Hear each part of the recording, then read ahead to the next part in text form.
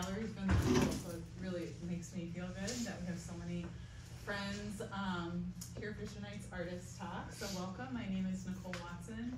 I'm the director of the Catherine G. Murphy Gallery, and I have the honor of being in dialogue with Keren and Nicole this evening. So just to orient you a little bit, obviously we're sitting in Keren's side. This is her exhibition Even Now, and the reason we're in this space is because we can fit chairs in this space right now.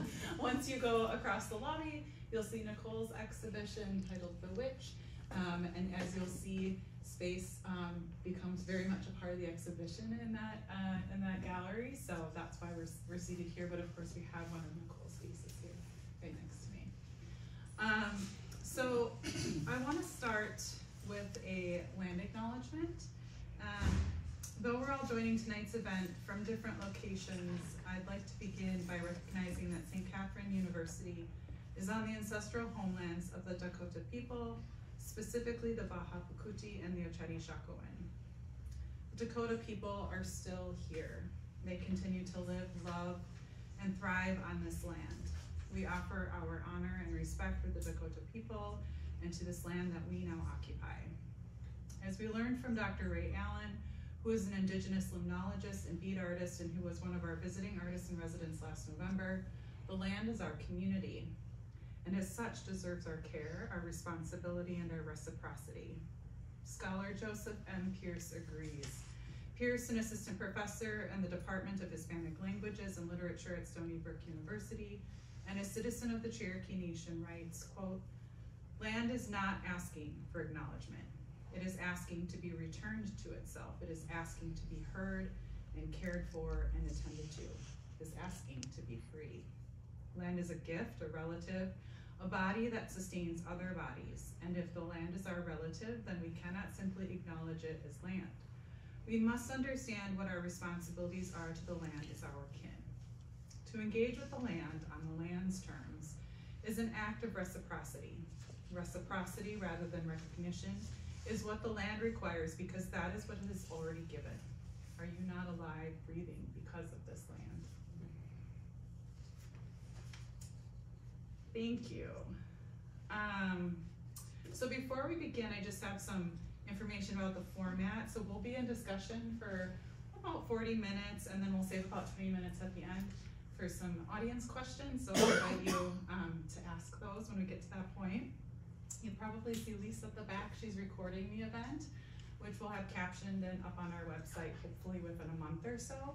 So if you know someone who really wanted to come tonight but couldn't make it, have them check the website because it will be there in perpetuity.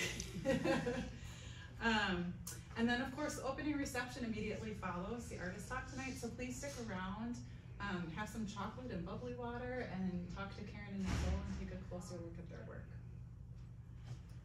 So before we move on to our discussions, I think I'll let both of you introduce yourselves, and maybe you can talk a little bit about, maybe a little bit of your origin story and how you ended up here, and also how you know each other.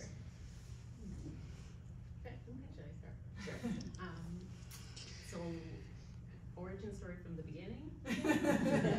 As much as you want to share, it's up to you. So my origin story is tied into my work, which is why I always bring it up. But I was born in Israel. I grew up in Mexico and in Costa Rica, and then I came to State for college and went to graduate school for my master's, and moved to Minnesota about 20 years ago, 19 years ago, for my husband's work, and we've been here ever since.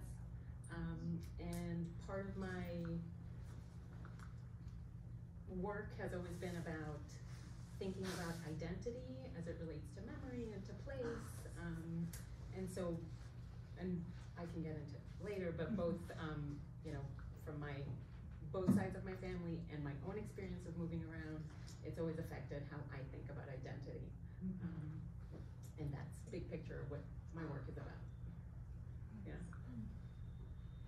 I live in Rochester. I've been here 15 years. I'm in Minnesota because I fell in love in grad school and followed a guy to Michigan, and then we made our way here. I did not know I was a sculptor, and so I have kind of continually been surprised that I am making three-dimensional objects. I feel like I don't know how to do anything, and so I'm just kind of making it up. But I, several years ago, decided I was gonna figure out how to get an MAP, and I applied and applied and applied, and when I got it, I suggested that I was gonna make figures that were between 6 and 10 feet tall, and then when I signed the contract and was in the gallery, the ceilings are 18 feet tall, and I thought, if I don't do it now, and so the work just got big. So you're seeing one of the new ones in there for this exhibition. And how do you know I mean, so we don't normally do artist talks together like this. I mean, normally when two artists have solo shows here, each of them does an event. And when I booked your shows, I didn't realize that you were longtime friends and artistic peers and colleagues. So can you maybe talk a little bit about your friendship and sort of how that sort of fits into why we're doing this together today?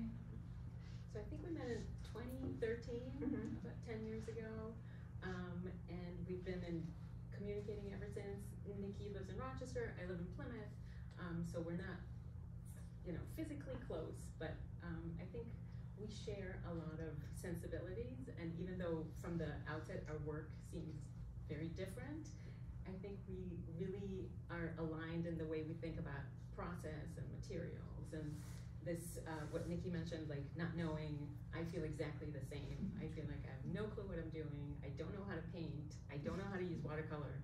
I'm just making it up as I go along. And I think that we live in this, both of us, the way we relate to our work and the way our work relates to our life is very similar. And it's a big part of who we are and our identity. And also, we went to school elsewhere, we came here, we're not from Minnesota, so I think we have that kind of stuff. Kids the same age. Yeah. Nice. Maybe you can start, each of you, by talking specifically about the work that's on view in these exhibitions, which are certainly, expansion of work that you've already done, but are, entirely new for these shows. So I'm wondering if you can talk a little bit about the themes and ideas and the content of the work, just to give everyone some context about what you're thinking about. So my work has always been about memory and identity, and specifically how memories shape identity, and I think I've been working with this kind of larger theme for over 20 years. And originally, I was thinking about my own memories and my own experiences, and then eventually it transitioned into inherited memories and thinking about the stories that I inherited from both sides of my family. So just to give you some context, so from both sides of my family, generationally, I come from families that have seen a lot of people are from one place and then they move somewhere else. They're, so place was never a constant thing. From my dad's side of the family, my dad's from Argentina. His family arrived in Argentina in the 1800s from Pale of Settlement.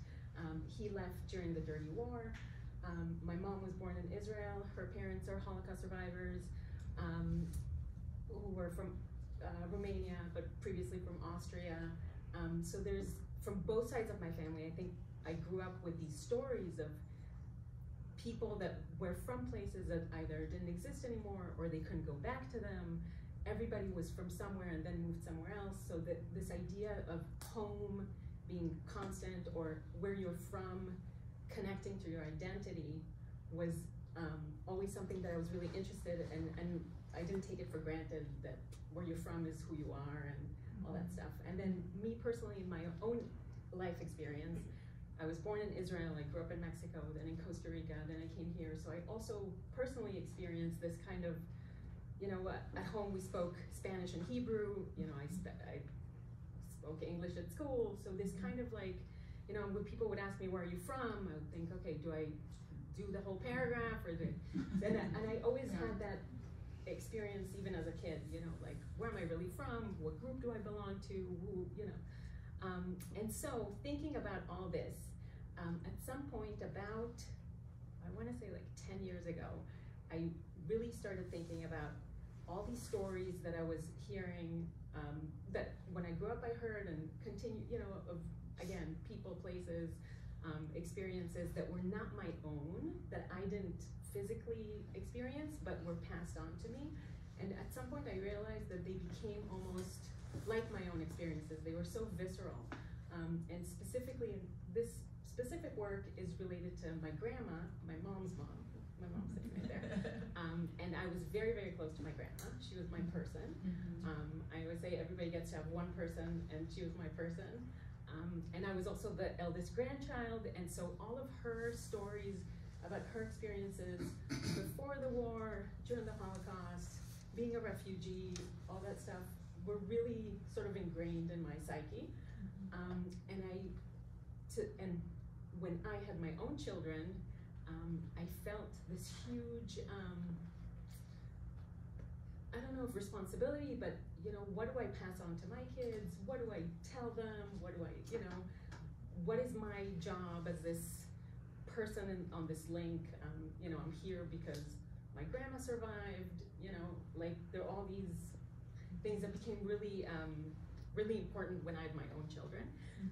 And that's when I really started thinking about this and working with this idea of the past being part of the, like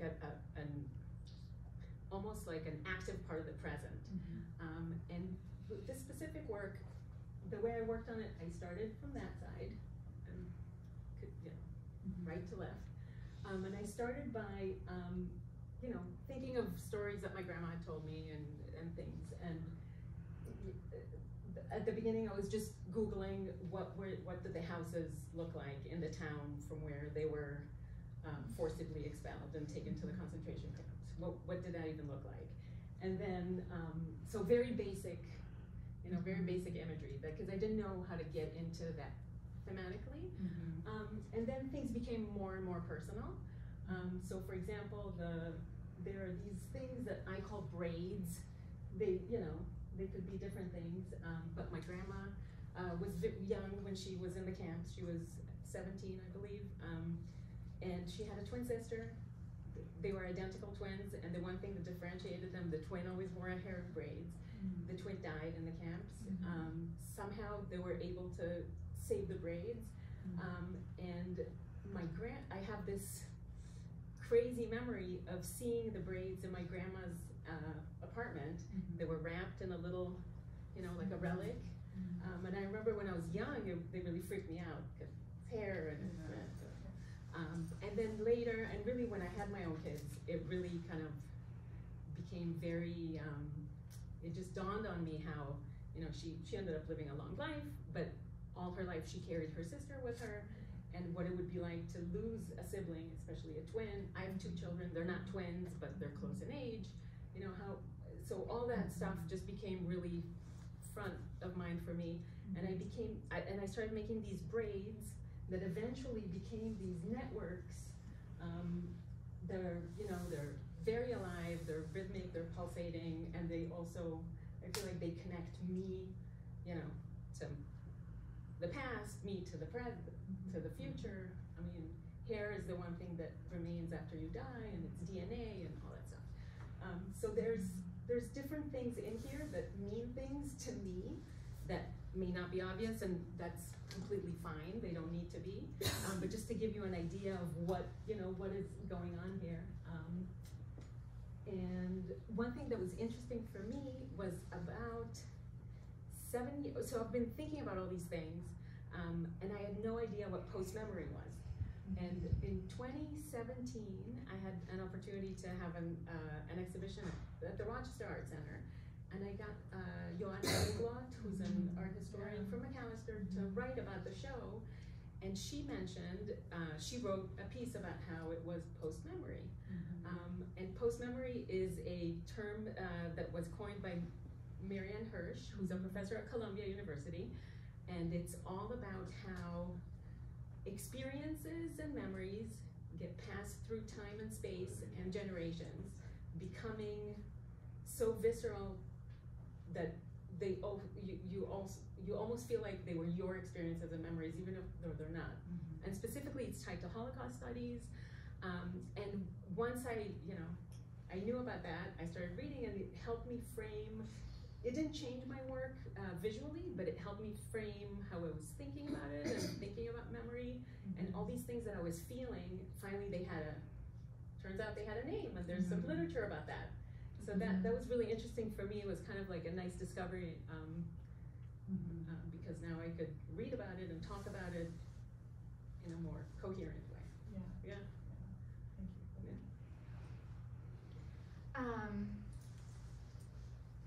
What was the question? Tell us about the work in your show. Okay. Why you make what you make, what the Yeah. themes and ideas are behind it. Okay. So, as I mentioned a couple years ago, I got this MAP exhibition, and there were crazy high ceilings, and so I decided I was going to make work that was really going to go for it. So those pieces were the one that's laying down is actually from the exhibition. So she was sort of the smallest, and then they went up to 14 feet tall. I've always made bodies, but they've always been small and doll-like in form. They've had arms and legs, but they do different things. So I had a series where their arms and legs turned into sewing and cooking utensils. I had a series of dolls they were wax and candy, and so the candy sort of exploded out of them. They were kind of visceral. My whole deal is bodies are just weird, and it's really weird living in one and trying to figure out like how to manage, and then as I've aged and become a parent, how to be in partnership with your body versus in conflict with your body has kind of been a big thrust of the work. And then now that I've hit 50 and I have a kid that's a teenager, and like this body is never going to be what it was before, sort of I'm using the work to kind of figure that out.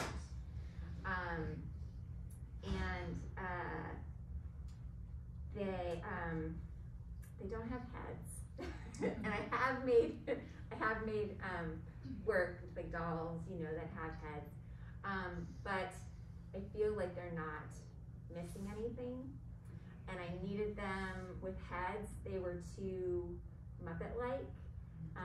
So without heads, they feel a little more feral, because I think that's what the body is. We're just trying to pretend that it's domesticated, right? And that we're not all like sweating and farting and, doing all the other things all day long. And so that's how I came to making the work. And I, way back in college, went into apparel design originally. And turns out I do not like that kind of sewing at all. But my BFA show was little stitched sculptures, and I didn't put it together. So it's kind of funny that I've come back around to working in that way. I just didn't know that you could call it sculpture when I was in college. Yeah. That's actually a really great segue to my next question.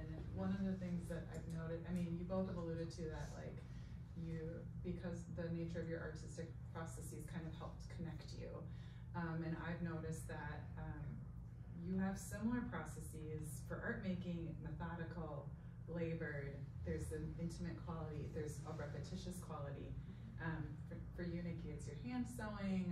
Keren, for you, it's like these braid forms, these sort of organic forms, the way you're moving from piece to piece to piece.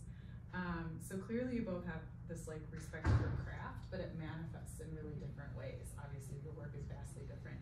Can you talk a little bit about like why are you drawn to that way of working? Like, does it inform the content of your work? Yes, so I work with tiny, I buy the smallest watercolor brushes that I can find, which is usually the zeros. And I work on one piece at a time, sometimes two. I have a table that I work on, and I have a little wall thing where I can pin things. But typically I can't, the only time when I can see this is when it's installed somewhere. Like all my works are really large, and we'll talk about scale too. But so the way I work is very slowly, methodically, the lines and the shapes, everything's really meticulous and repetitive, and things just get layered or amalgamated. And there's something for me in that really, in slowing things down, that it just opens up a different way of thinking. I feel like I think through the work. Like I said before, I never know what I'm making. I don't know what things are gonna look like, even how large they're gonna be. Most of the time I feel like I don't even know what I'm doing. It's only when I step back and I have to write a proposal or something that I start thinking about what it's about.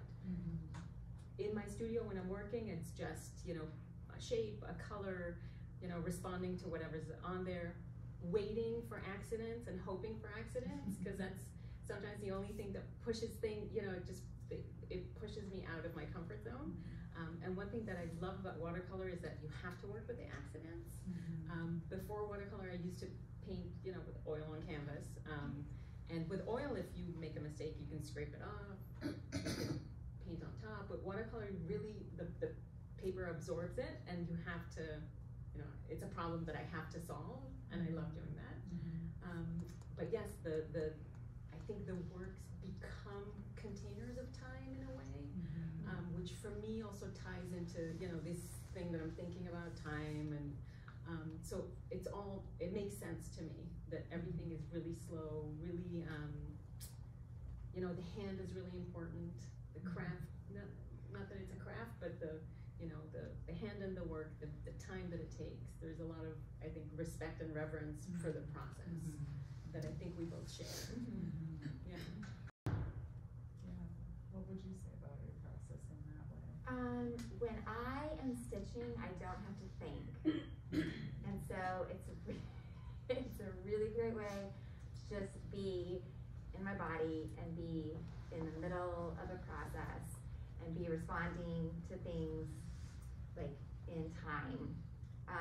And I love anything repetitive. So like I was a swimmer, like I just, and a runner, like if I just go and do the same thing and just turn everything off, that's what I love. These pieces don't have, there's no pattern. So like I build, and generally I don't even, for these big ones, I sketch them first because I have to know how to put the pieces together and how it's gonna break apart when they're really big. And then I build them out with paper and tape. And then I just cut big hunks of wool off of the bolts and pin it on, and then I start cutting, making darts, and then stitching them together. So it really is just like constantly decision making. And I have no interest in trying to make them look neat and perfect and have nice little, seams.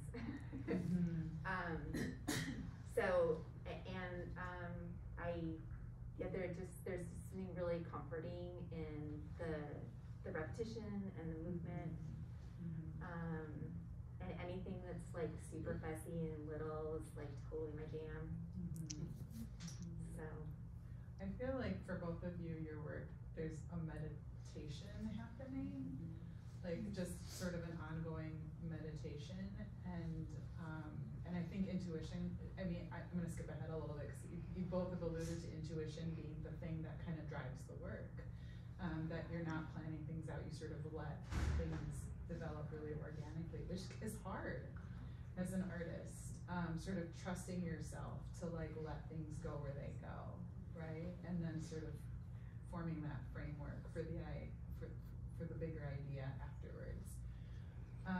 there's a wonderful article in the Minnesota Women's Press about a conversation actually between the two of you. It's like you're interviewing each other, and it's really wonderful. If you haven't seen it yet, it's a whole issue, artists on artists. But you both talk about intuition in that article, and you both have said, I don't know what I'm doing. Like, I never know what I'm doing, which I think is really good for our students to hear too. That like,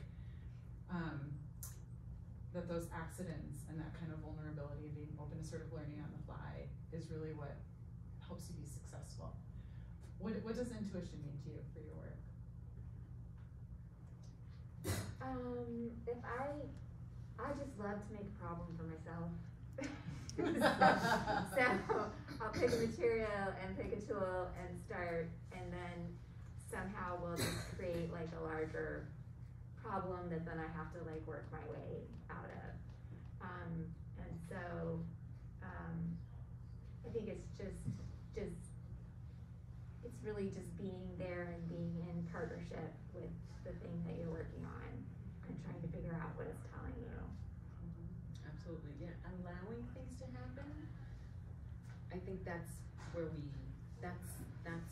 want to be, and that the unknowing. I just love it. I mean, it's so. It's such a privilege to be in that space where you don't know what's happening and you're allowing things to happen. It's exciting. It's, I never know, and I think that's one of the things that keeps me wanting to be in my studio, because I want to see what's going to happen. Yeah. What's it going to look like? How big is it going to be? What colors are going to come in? I don't know. Who knows? You're present in a different way, yeah. Right? When you're in that space. Yeah. Let's talk a little bit about scale. So I love big art. I love big art, and so both of you make big art, and but I think it's very intentional. Can you talk about your relationship with scale? Like, Keren, you've got like this beautiful, wall-sized installation. Nicole's sculptures are almost hitting the ceiling in the other gallery, which is so fantastic. Tell me a little bit about scale. So for me, when I started doing this work, thinking about the themes that I'm thinking about, I knew that it had to be physically larger than myself. I mean, I didn't know it had to be this big, but I knew when I was working that even though I work like this in a very focused and small way, I knew that the thing itself had to be physically larger than me, just because I constantly feel so overwhelmed and helpless and vulnerable when I think of all these things of the, which are ongoing right now, right? Like the individual versus all this stuff. And when I was thinking about these stories, it really overwhelmed me physically, emotionally. And I knew that the work had to be a physical representation of that, so that when I'm standing in front of it, it truly is larger than me in all ways, and just takes over everything. So there was, for me, it was more of a thematic decision that I had the feeling that it had to be big. I didn't know how big, but I really knew that, I couldn't, it was bigger than myself. Yeah.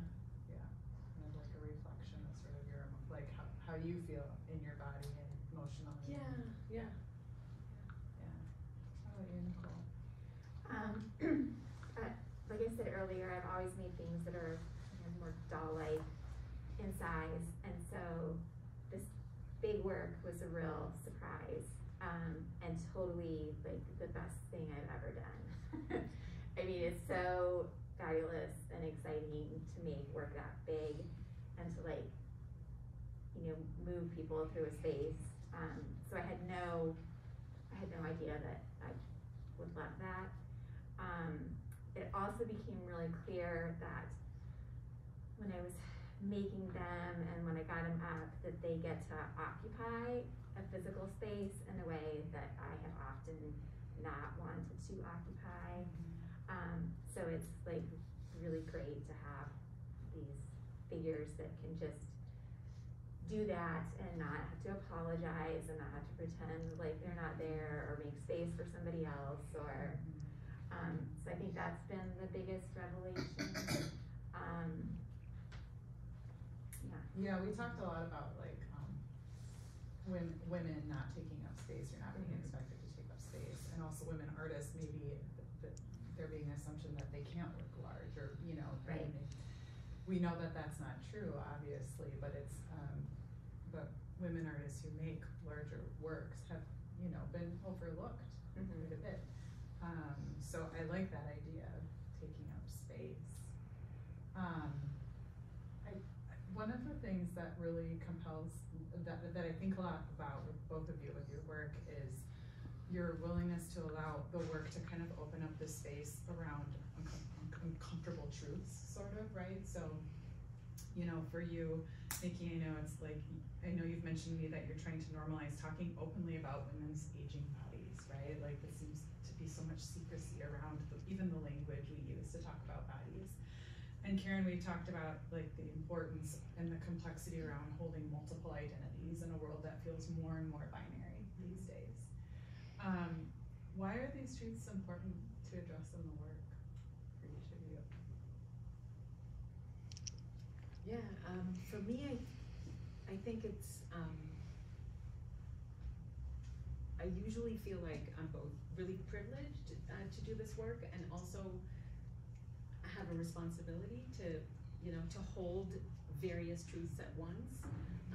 And I feel like by, you know, me sharing a little bit of my story through the work, it's also an invitation for everyone to share their story. And to me, I think that's the only solution, right? When we hear each other's stories, we see each other's humanity, and then we can be empathetic and move to a better place. And so, yeah, so Keren's video piece isn't on right now because it has an audio quality, but after the artist talk, we'll turn it on. The way that you talk about that video, you called it remembrance, which I think is such a lovely homage to the multiple stories that you're carrying, right, and your family members. But there's something like very hopeful about it too. Like, it gives me so much hope knowing that you are an artist in the world that's like willing to share those stories, be in those sort of complex identities, ask a bunch of questions, and not have any answers. Like, to me, that feels very, like, I want more of that rather than a world where it has to be one way or the other. And for me, that video, like, somehow is a reflection of that. I don't know if I can explain it, but I think about that a lot when I look at that video work. Yeah, do you want to talk a little bit about the video work? yeah, so the video is new for me. So I've been working with watercolor on paper for years and years. And when I was just thinking about the theme of the work, and I thought it'd be interesting to try something different. So again, being in this unknowing, and so specifically for this video, what my thought was, this idea of the past being in the present, and I reached out to every family member who was a descendant of my grandma, because I was working on this piece and I was thinking about my grandma, and I asked each one of them to just take their phone and film the sky for 1 minute. And my family is all over the world, you know, siblings, cousins, my parents. I mean, so what I got was these little snippets of sky from different climates, different times of day, different, you know, locations. And the instruction was just film the sky and, you know, think of my grandma. So, and I thought it was, you know, just a very simple commemoration in a way, while I was working on this. And then when I put the video together, you know, I didn't expect it to become this kind of meditation on time and place and, you know, resilience even, you know, like we're all alive because these people survived all that stuff. And so the video happened, and then I was reading, I'm a huge, you know, I love literature and I love poetry, so I'm constantly, you know, reading, and I came across the work of Paul Celan, who I didn't know about, but there was one of my favorite artists is Doris Salcedo. She's from Colombia, and she talks about Paul Celan a lot because her work deals with war and kind of forced migration, all that stuff. And so I read his work. He's a poet, and turns out that he is, bizarrely, has basically the same story as my grandma. He was born in Romania to a German-speaking family. He's a Jew. His parents were murdered in the concentration camps. He survived, ended up moving to France, where he committed suicide, but his poetry is all about memory, and it's heavy. But I was reading it and I thought, wow, there's too many connections here. And then I thought, ooh, it'd be really interesting if somehow I combine the video, which is this like the present, let's say, the present memory, with this poem. How am I gonna do that? He writes in German. I don't speak German. And I thought, well, my mother speaks German because she spoke with her mother, with my grandma. They spoke German at home. And I reached out to my mom and I said, oh, I have this poet, can you just read it to me? And then my mom said, well, when your grandma was at the end of her life, I would sit next to her and read to her poetry in German, and she loved Paul Celan. So I was like, okay, so once we put the video on, which is right there, you'll see the video is just bits of sky from all these family members, and then periodically you hear my mom reading the poem in German. And so it's thematically connected, even though, and to be fair, at first I didn't know if it was gonna work. I'm not a video person, I'm a completely low-tech, using my hands to make things, I didn't know. But I had an idea, and Liz made it happen, so I wanted it to be circular. It lasts 18 minutes from start to finish, and then it loops, and 18 is in Jewish numerology is chai, which is the life, the number, and I thought it'd be a good connection, and it's circular, and it just so thematically there's a connection here. And I don't know, now that I've done this, maybe I'll keep playing around with that. I'm not sure. I mean, I love like we talked about, I love making things with my hands. I love that it takes time, that it's things that for me technology is not. But in this case, I think it worked, and it kind of brings it together. Yeah. I highly recommend watching the video once and listening, and then facing the artwork and listening, because there is it becomes this wonderful meditation that's happening in the background, that it's like it was made for this piece and this piece was made for that. It's wonderful. Thanks for sharing that. Thank you. Nicole, what about you? Uncomfortable truths in your work. Well, my mother did not have a uterus. She had a hysterectomy after my brother was born. And so then for her, there was no lady parts. And so I just grew up not knowing anything about lady parts, how they all worked, and at 13, to double pad your underwear, and then because you don't want to ruin your sheets, lay plastic out and a sheet on top of that, and there's no not have a conversation about how better to handle this, because she didn't have those parts. And my brother I overheard at one point my brother getting, and it was an abbreviated talk, but you better not get anyone pregnant because I'm not raising any grandchildren. And that was it. So it's sort of, my whole life has been trying to figure out all this stuff that's been serious about my body, that I've had to get information in other ways. And so so it's if I can work pubes into a conversation, that's my favorite thing. Right? if I could, you know, make like crazy Dr. Seuss boobies that stand on end, like that's fabulous, right? Because that was never part of my vocabulary. Yeah, so. Yeah, it's joyful, right? Yeah. There's something funny about it. Right. And like being confronted, right, with like these limbs and these headless figures, and they're I mean, when we talk about them as women, right? Like, why don't you put her over there? We'll put her back there, you know? So like we refer to them in that way, but yeah, I appreciate that about like there's like a coarseness, but there's also some delight. Like I like the tension of those. I mean, were you thinking about that, like in terms of? I don't think I was thinking about that, but that is entirely me. Yeah. Is that it's you know, weird and mysterious and completely hilarious. And I think that the tension really comes from that we're pretending like we're not bleeding and sweating and farting and shedding and all of these things all of the time. Right.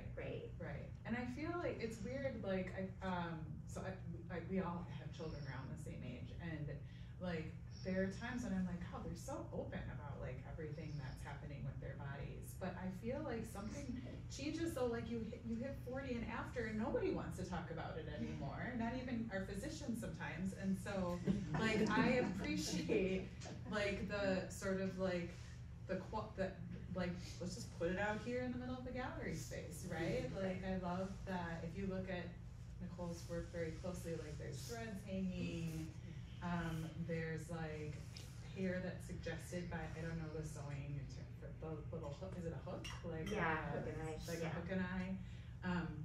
How many of the thousands of those, right? So like, I feel like, I like how out there it is. Like, I appreciate that about it.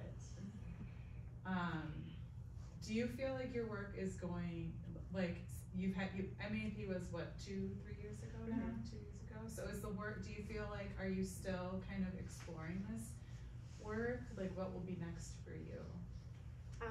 I still want to do big if I can, but I think that the work is starting to get a little less figurative, a little more abstract. So things that still like feel like bodies, but you don't recognize legs and necks, and like I love a good hole, so make things look like great orifices. That's kind of what I'm looking at. Yeah. Do any of you have any questions for the artists?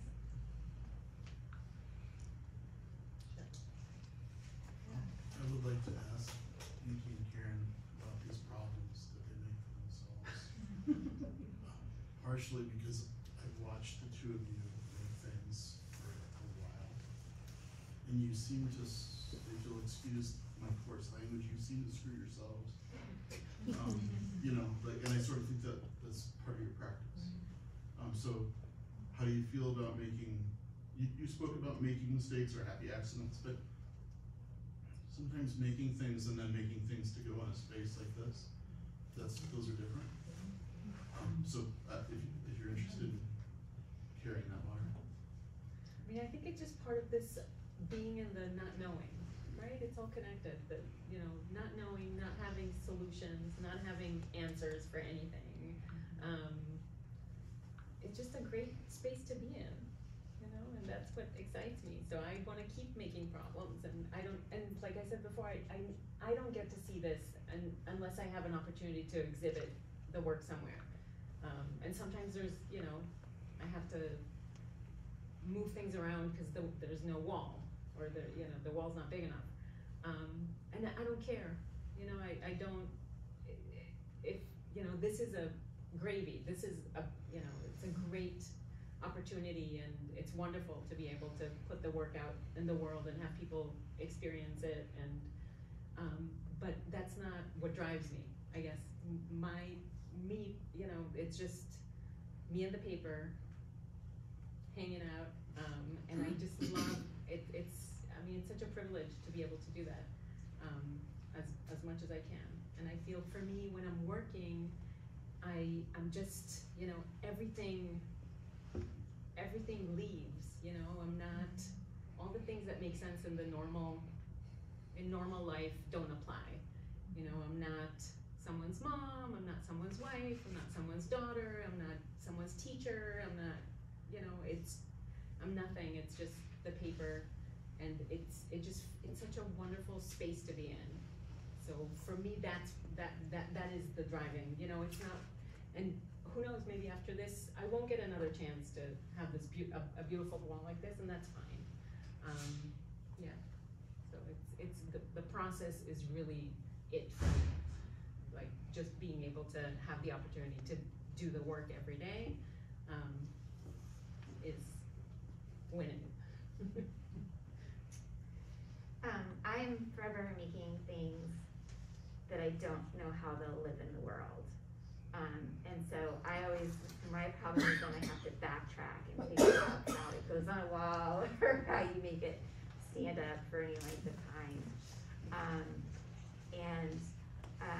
I struggle, and I'm in the middle of it right now, with trying to be more like professionalize, my presentation so that a thing is like easy to just go up on the wall. But I am not familiar with all of those materials, so it feels like my solution is a solution, but not potentially the best solution.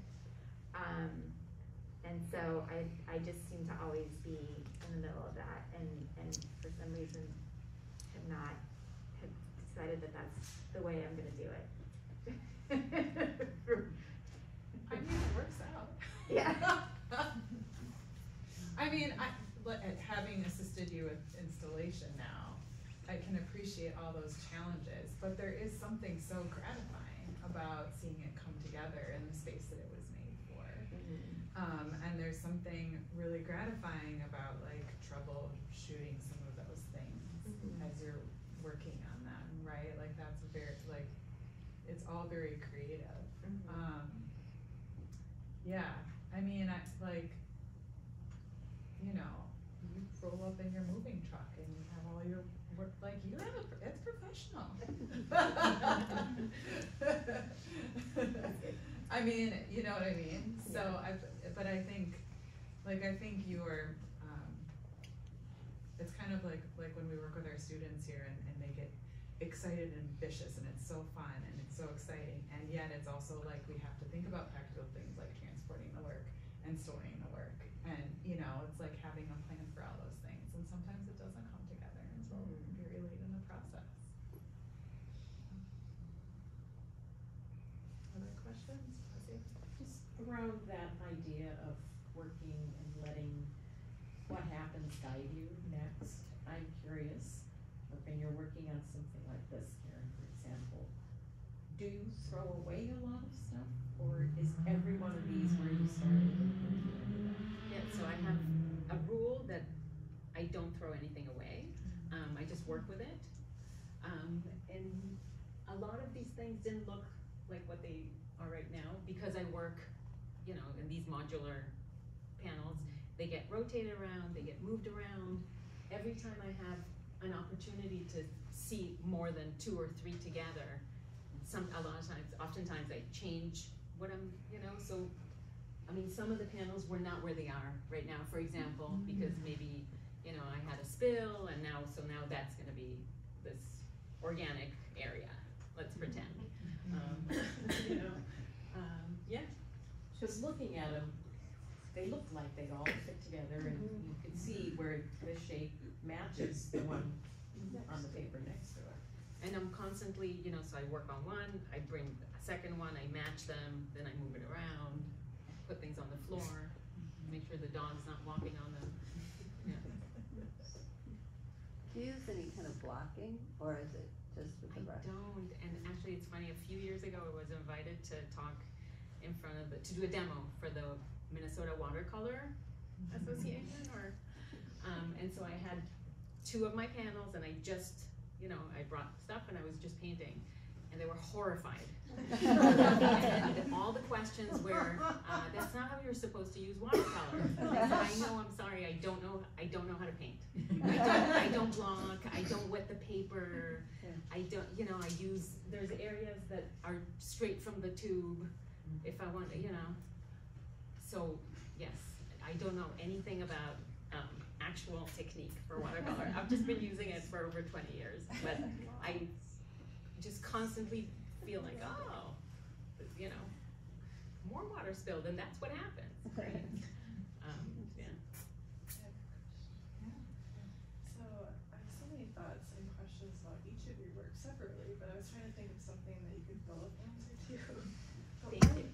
one thing I was thinking that I feel like I see in common is this kind of reconstructing.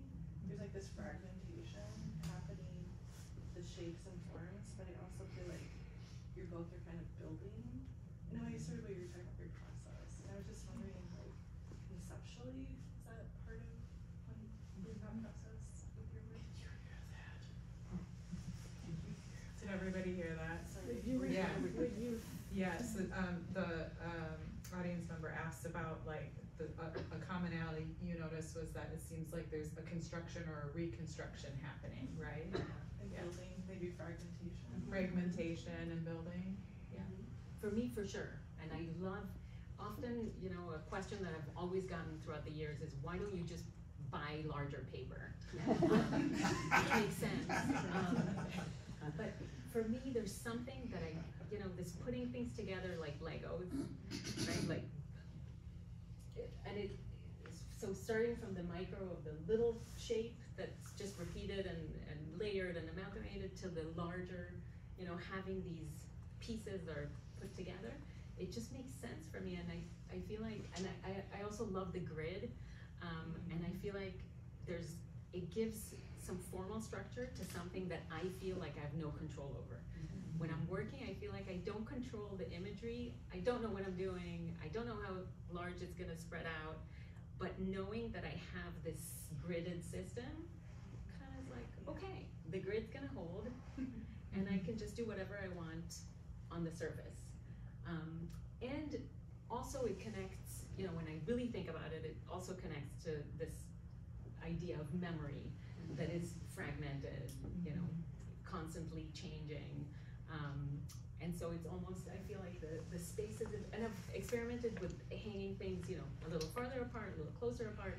And I think I really like the blankness of the in-between, because I feel like it's a visual pause, but it's also a time pause, and it kind of gives, you know, it separates, but yet it connects. So yes to all that. It's, yeah. I think for me, it's that everything is just always changing. So just, you know, trying to make it fit, but then account for the places where it's moving and changing. Yeah. And you have fragmentation also on the inside, right? The Yes. figures are made from Yes. different parts. Yeah, so there's skeletons, so this has pipe that comes up into 2x4s that are at the waist, and then there's another hole in the 2x4, and another pipe that comes up through the spine, so that can break into two pieces. And that's, you know, like really, because I gotta move them and get them out of my studio, so.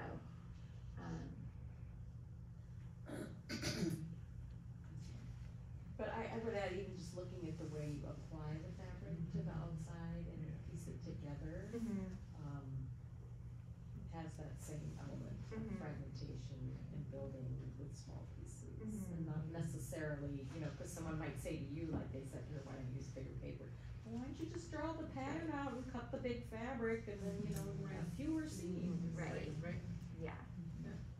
Yeah, and the seams are so integral to the work, Right. right? Right. They would not feel the same. So you're making those decisions as you work? Yep. Where you work.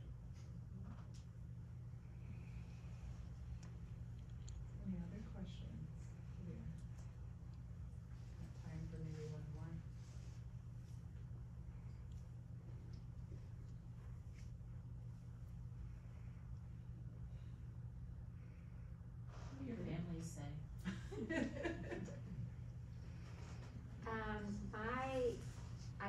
son thinks it's pretty great. I love to gross him out. So if I can get a reaction where he like pulls back a little bit, that's kind of my favorite. My husband is an artist. He's a photographer. He doesn't currently make work, but he values creativity, and he values this for me.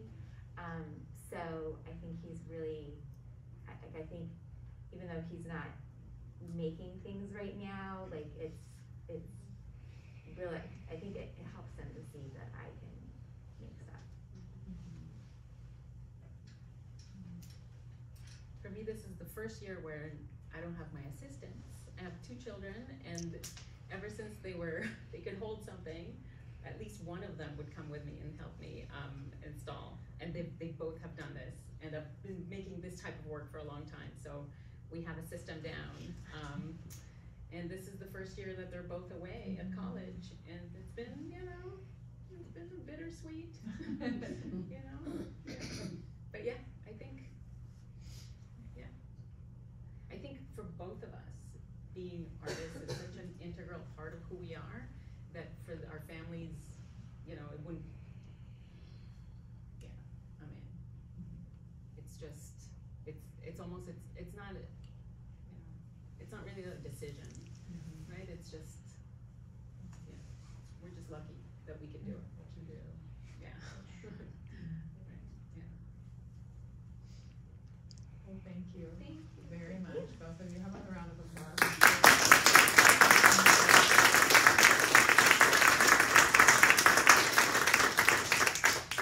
Please stick around, bear with us as we tidy up the gallery spaces and return the sculpture over there and turn on the video. So, but feel free to stick around and visit while we're doing those things. Thank you very much.